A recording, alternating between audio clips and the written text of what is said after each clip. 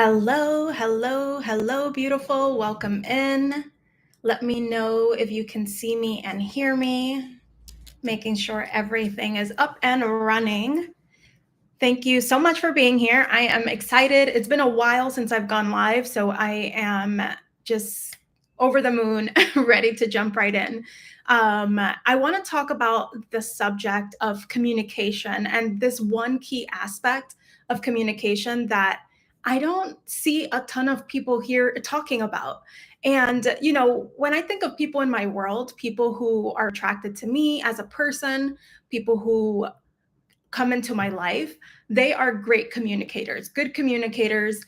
And you were meant to be amazing. You were meant to be an amazing communicator. Your next level is to draw people in so that they continue to crave your company on a soul level. I like to think of this video to be like a hack for socializing, for networking, um, making people crave your presence. And through this process, your network will expand. The way I like to view it, and I wrote this in the community tab, one of the posts that I put in the community tab, when you make others feel seen, heard, and safe, you make your presence like this sweet nectar that others cannot get enough of. So, yes, you will draw opportunities in left and right because people want to be around you. And that's what this is all about. If everyone is competing to speak when we're communicating, who is doing the listening? And that's what makes you stand out. That's what makes you different. Everyone is communicating, everyone is speaking, everyone is competing to get their voice heard, but who is really listening? Who is paying attention to everyone? So this video I'm excited about because it was requested by one of the beautiful women in my community. And she pretty much said to me, Aileen, like, you're really good.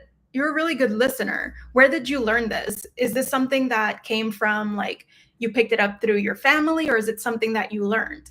And she also told me at another point in time, which I feel is pretty connected, is that she told me that I make people feel valued. I make people feel seen.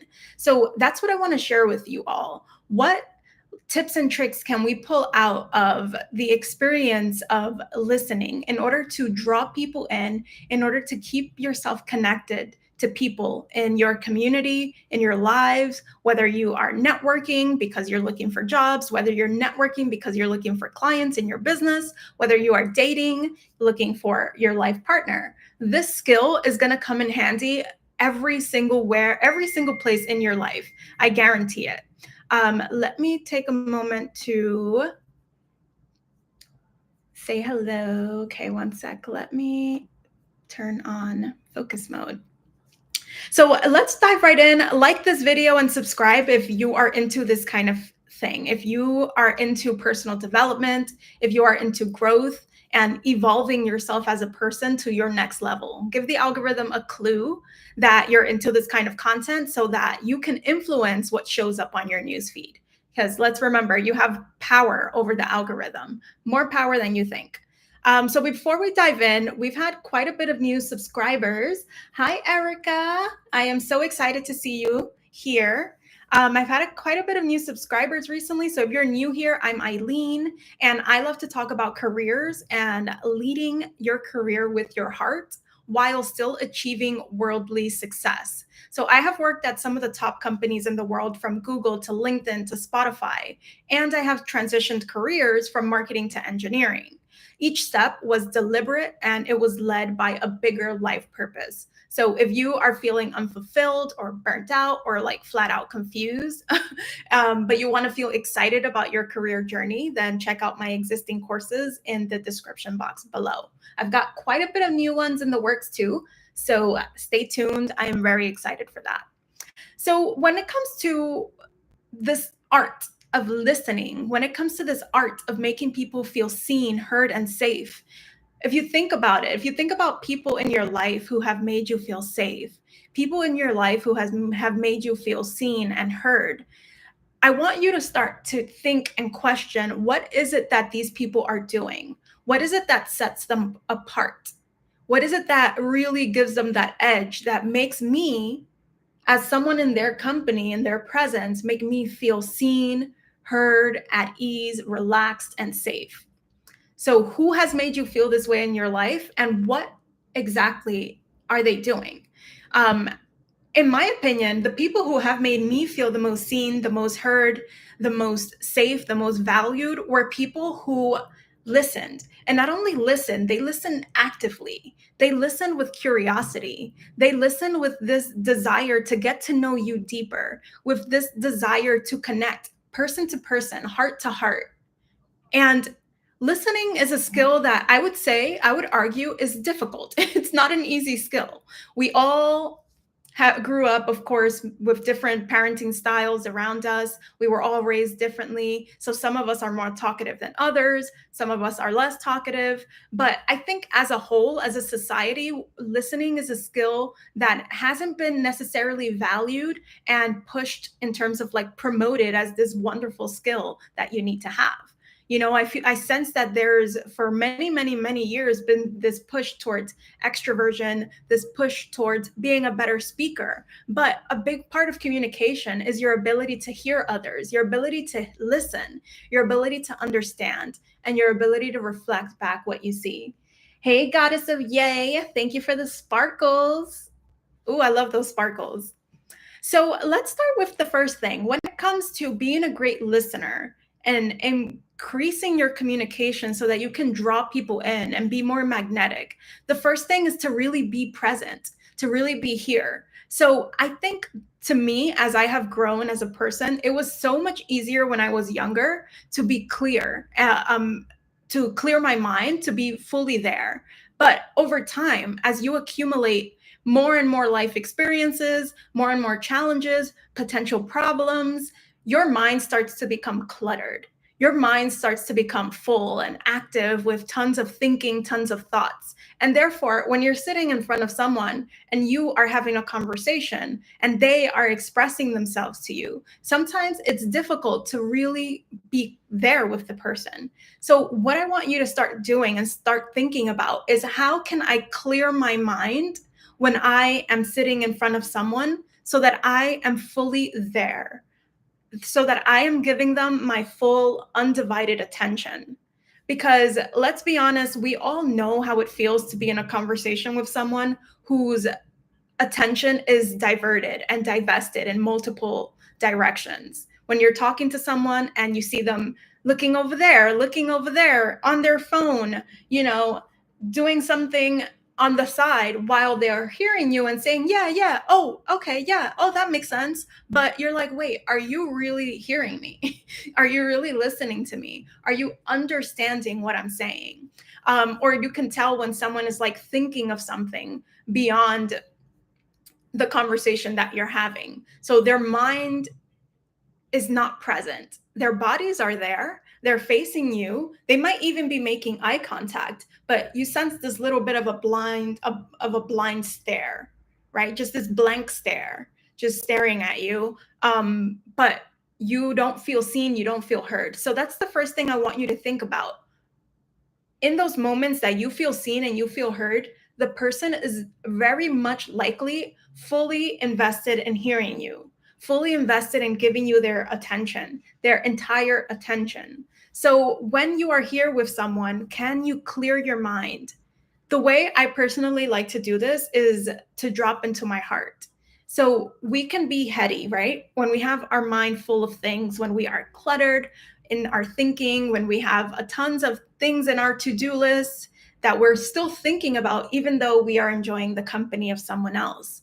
So if you find yourself feeling scattered while someone is pouring their heart out to you, maybe, or just talking to you, then take a moment to really pause, breathe, and drop into your heart. Because your heart is not thinking, your heart is feeling, your heart is present, your heart is radiating, your heart is emanating love. So the person in front of you is going to feel that energy. Just like they feel when you are in your head, they're going to feel something when you're in your heart. They might not be able to pinpoint it. They might not be able to say she's in her heart, he's in his heart, but they will feel that you are there with them. And they will be more expressive. They will go deeper. they themselves will open up. And isn't that beautiful when someone can open up to us? Isn't it beautiful when someone can really just be themselves? How often can people go around their daily lives and feel understood? How often can people go around in their daily lives and feel seen and feel heard? This is all about actually genuinely being there with someone. It's about actually caring to connect with another person. Because you won't stop and pause and breathe and drop into your heart if you don't actually care about being present, if you don't actually care about hearing someone out, understanding someone. So it takes this level of genuineness to really get there. And then there's this aspect of once you are dropped into your heart and you're really there, you're really present, you're really listening to someone, there's this extra element of listening that to me is very important. And it's one of the things I learned. So when I was back in college, I minored in communication studies. So I took a ton of classes on leadership, communication, all the skills that are necessary and involved in really having a conversation, public speaking, coaching, being there with someone, managing someone. And there was this one key term that was brought up that I have loved ever since. And it is something you might have heard of, and it's called active listening. So you can listen, you can be present with someone, and you can hear what they say, and you can understand them. But are you actively listening? Listening not to respond. Are you listening to understand and then show the person that they are being understood? So when I think about active listening, I think about reflecting back what the person is saying to me or digging a little deeper if the person so desires. You can really see whether a person desires to go deeper with you in their expression by, putting out a little bit of a either reflection or a follow-up question. So if someone is expressing to me how much they love their job, I can either ask a follow-up question by saying, "Oh, can you tell me what aspect of your job you really love?" Or you can go another route by reflecting back, "Oh my God, I can see the excitement in your eyes when you talk about your job." So that's active listening in two different manners. One is asking a question as a follow-up, and another one is reflecting back what you see, what you feel as the other person expresses themselves. So active listening is super key because it's allowing the other person to know for sure that you're listening, to know for sure that they're being heard, because you're either reflecting back what you see or hear, or you're digging a little deeper. And they'll say, oh, in their heart, they will feel like, oh, this person understands me. This person values me. This person values what I have to say. And they will want to connect a little more. They will dive a little deeper. And the more someone shares with you, the more they invest in sharing themselves with you, the more they want to be around you, because you've already opened up this window of connection. You've already opened up this window of relationship.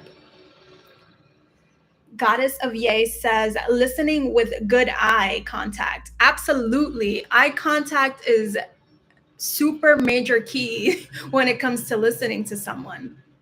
Like we spoke about a little bit earlier, if you're diverting your attention left and right to your phone, somewhere else, blank stare, these are not the best ways of using your eyes when you're connecting with someone. If you want to connect with someone and have them feel that you are listening to them, that you are understanding them, you want to look into their eyes. They always say the eyes are the windows to the soul. So it's as much true, the person who is speaking, as it is the person who is listening. While the person who is speaking, is okay for them to divert their attention, right? Because they're looking for ways to express themselves as they're talking, right? It's okay for them to be thinking and then looking up while they're thinking. But you as the listener, your attention is on them, and your eye contact will be what shows them that your attention is on them, right? So you can have this soft look with your eyes. You can have this soft gaze. You can look into their eyes, into their souls, maybe even, and just emanate love through your heart while you're doing that. Imagine that someone looks at you with their eyes directly into your eyes and they're emanating love with their heart. Wouldn't you just feel something? Wouldn't you just feel connected? Mesmerizing eyes. Yes, that is a thing.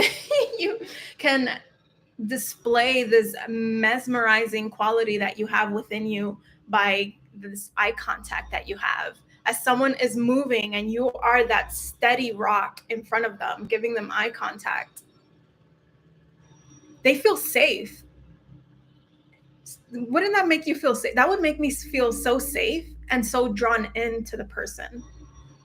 And another thing I want to add to that too, there's these indicators, right? So the eye contact is one indication that you are paying attention. There's another indicator, which is like the oohs and ahs, right? So you are responding. This could be like a visceral body response as someone is speaking to you.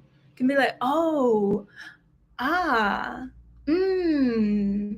that's a good idea. Oh my God, that's smart. You know, these little things that give you an indication, that give the person you're speaking to an indication that you are listening and you are valuing what they have to say. And you make them feel smart. You make them feel seen. You make them feel like they have something exciting to share.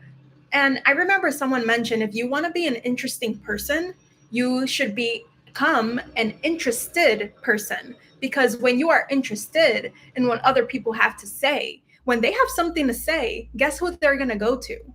Are they going to go to that friend that as soon as they share something, they start blabbing at the mouth about other things that are unrelated or that have to do with them? Or are they going to go to the friend that actually hears what they have to say?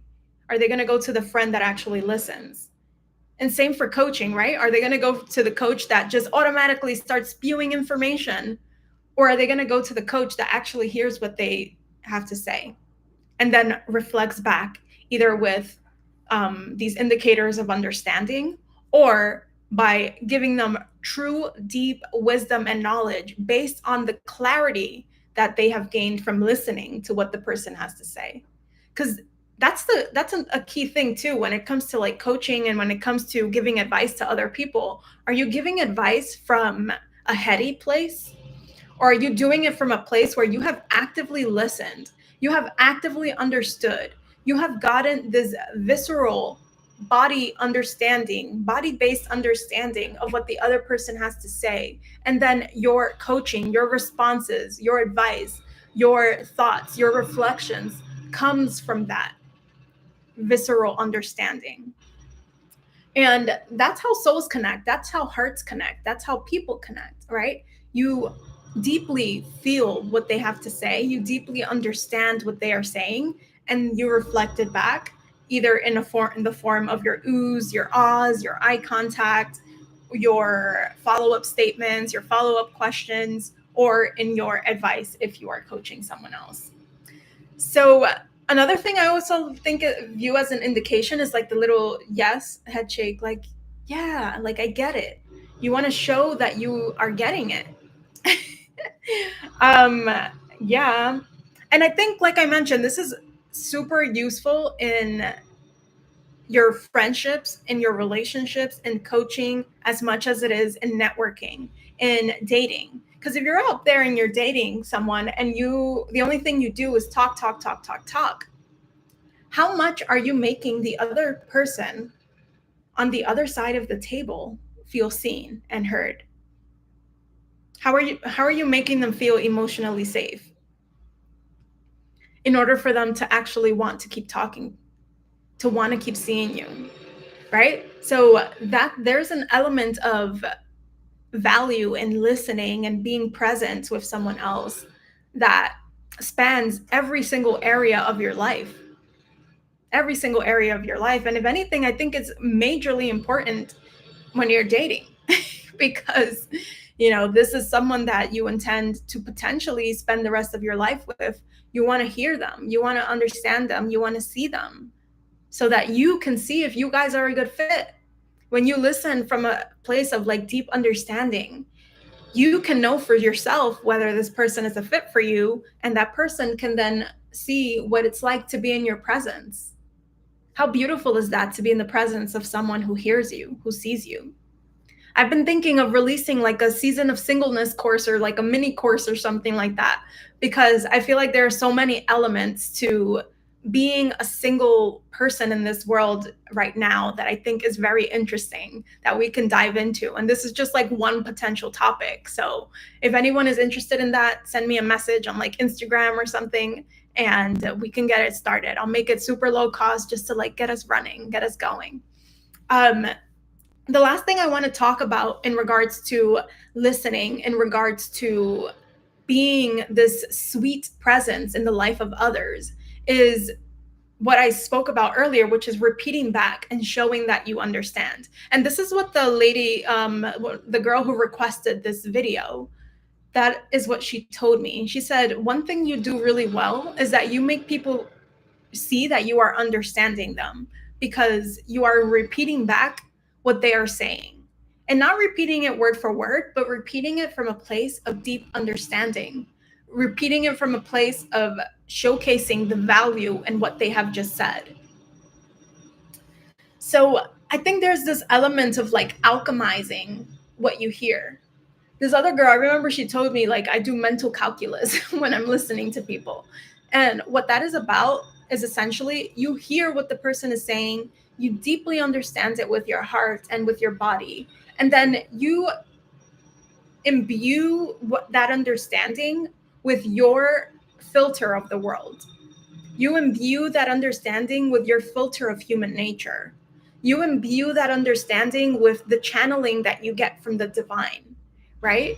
So you are presenting this beautiful platter of understanding to the person based on what they have told you, what they have given you in terms of their expression, and then you massaging it with your own personal understanding of how the world works.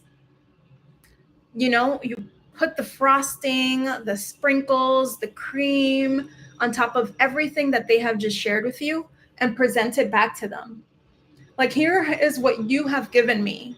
This is what you have expressed to me. And this is how I see it. And what I'm doing there is I want the person to see the value and the beauty of what they have just expressed. I want them to see the depth of affectedness that I get from it, how it has affected me personally. So when I think about this in terms of networking, when you're out networking at a networking event, you know, there's sometimes like this one important person who maybe just gave a talk, or who is the host of the event, and you go to speak to that person. There's very likely going to be a crowd of other people around them. What I like to do, my little secret sauce, is to deeply hear them. So I'm giving them eye contact. Even if they're answering someone else's question, my full attention is on that person as they are speaking, right? This important person that everyone is surrounding. I'm giving them my full attention, giving them my full eye contact, listening to everything they have to say, alchemizing it within myself, doing that mental calculus to take what they are giving me, what they are expressing, add my layer of frosting and sprinkles. And then when there's an opportunity, I reflect it back to them like, hey, this is what I understood from what you had to say. This is how it's important to me. This is how it impacts me and makes my life better. Can you tell me a little more about that? And sometimes you don't even have to tell the person, can you tell me a little more about that? Many times when you show this level of understanding, they will jump in with an added layer of expression, with an added layer of wisdom, with an added layer of insight that they want to share with you. But it all comes from showing them that you understood what they have already given you. Because let's be honest, we sometimes are in our heads when we are talking, when we are expressing, right? And we don't know fully if everything we are saying is making sense. So when someone else reflects it back to you and says, yes, what you said makes sense, and this is how it makes my life better, they want to give you more. So that's my secret when it comes to networking. and when we're at big networking events. And eventually that person ends up having deeper conversations with me.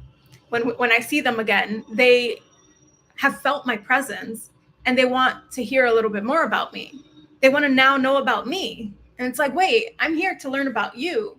But because you have shown this depth of understanding and you added the layer of your own understanding and how what they have said impacts you, they want to know more about you. So you are drawing opportunities to you by being a person who listens, reflects back, and adds a layer of beauty to what the person has expressed. I can't tell you enough how many times like I have connected to leaders of organizations, like the people who are leading organizations, reflecting how much they value me simply because I show up with an open-mindedness to hear what they have to say. I transform their message in the shape of how it has impacted me and reflect that back to them. And they just want to keep sharing. They want to keep giving. They want to keep offering insights. So it makes a huge difference. It makes a huge difference if you can show up and be that person. Because like I mentioned, everyone is competing to speak. When you're at a networking event, you will not run out of finding people who want to talk. I have learned this in my own life.